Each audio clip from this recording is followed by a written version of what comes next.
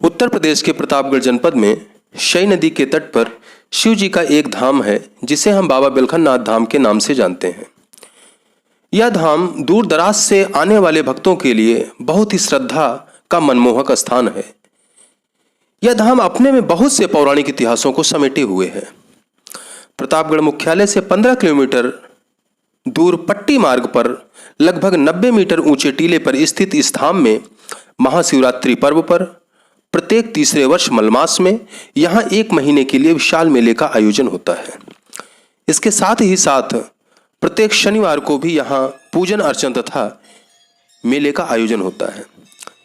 इतिहासकारों व लोगों की मान्यता के अनुसार इस मंदिर का नाम बेलखरिया राजपूतों के नाम पर ही पड़ा है।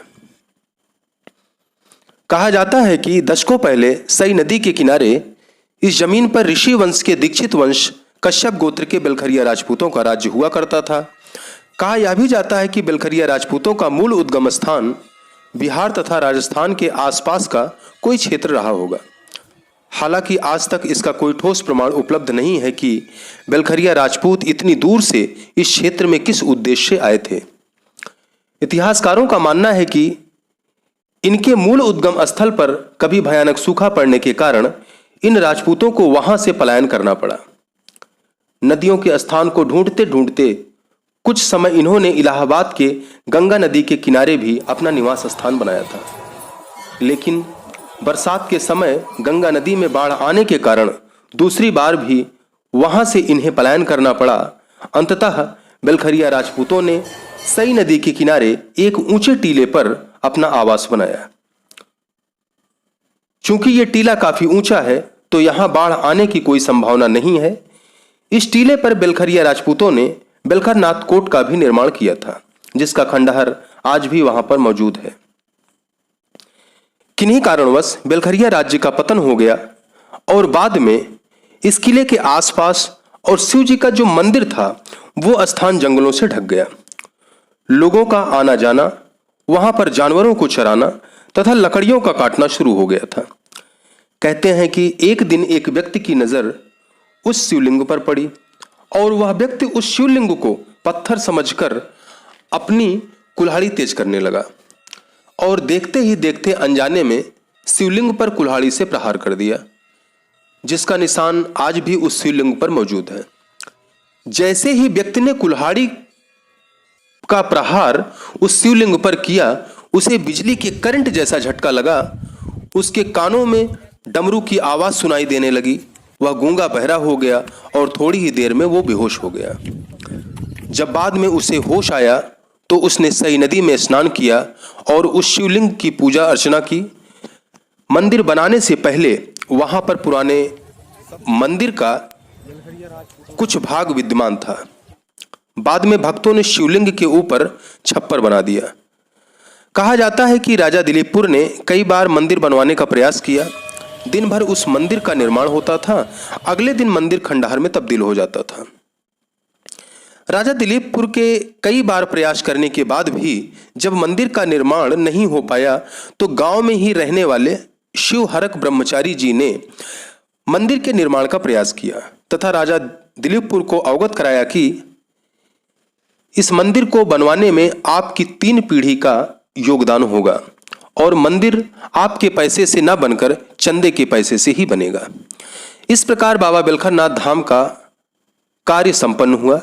आज के समय में इस धाम में प्रभु राम, माता सीता और हनुमान जी तथा विश्वकर्मा भगवान के मंदिरों का भी निर्माण कराया गया है।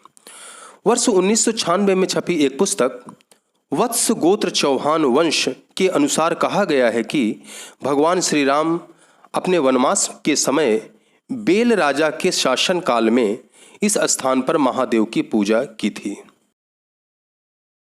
भगवान राम जब आए थे तो उनके कालखंड में भगवान की मूर्ति की स्थापना हुई। क्योंकि अकेला जनपद में बिलखनाथ धाम ही एक ऐसा मंदिर है जो पांडव कालीन नहीं है। बाकी सारे मंदिर प्रतापगढ़ जनपद में जितने भी हैं वो सब पांडवों के समय है। जितने भी यहाँ स्थल हैं वो सब पांडवों के समय है। क्योंकि अयोध्या के निकट होने के नाते, काशी, प्रयाग और अयोध्या के बीच में होने के नाते ये भी रामायण में तुलसीदास जी भी लिखते हैं कि सही उतर गोमती नहाए। तो सही उतरने का, हालांकि उसमें भगवान विमान पर थे, पार कर गए होंगे, लेकिन यह है कि ये भगवान का पौराणिक मंदिर इतना प्रसिद्ध था और भगवान विष्णु, लक्ष्मी जी और शिव से जुड़ा हुआ था, तो भगवान राम वापसी में वहां पे कुछ क्षण के लिए रुके जरूर थे, तभी उसका जिक्र आया। शिव के तमाम धामों में बेलखरनाथ धाम का भी अपना एक महत्व है और तमाम ग्रंथों में इसकी एक त्रिकोण यात्रा होती है जिसके बारे में भी दर्शाया गया है। तो आइए यहाँ के अध्यक्ष के मुखारबिंदु से ही इस त्रिकोण यात्रा धाम की महत्ता को सुनते हैं। वो है, इनकी स्थापना किसी के द्वारा की नहीं गई है। इनका शिव पुराण के कोटरूप संहिता में भी इस मंदिर के इस महात्म के विषय में वर्णन है कि जब कोई व्यक्ति, इनके त्रिकोण यात्रा के विषय में उस कोटरूप संहिता में दिया गया है कि बाबा बेलखरनाथ धाम पर पहुंचकर के यहाँ दर्शन करने से पहले गाजीपुर में गंगा और गोमती के संगम तट पर गौतमेश्वर महादेव का दर्शन भक्त लोग करें। इसके बाद बाबा विश्वनाथ 80 और गंगा के संगम पर बाबा विश्वनाथ का दर्शन करें। तब जाकर के गंगा और यमुना के संगम तट पर अरैल में सोमनाथ महादेव का दर्शन किया जाए।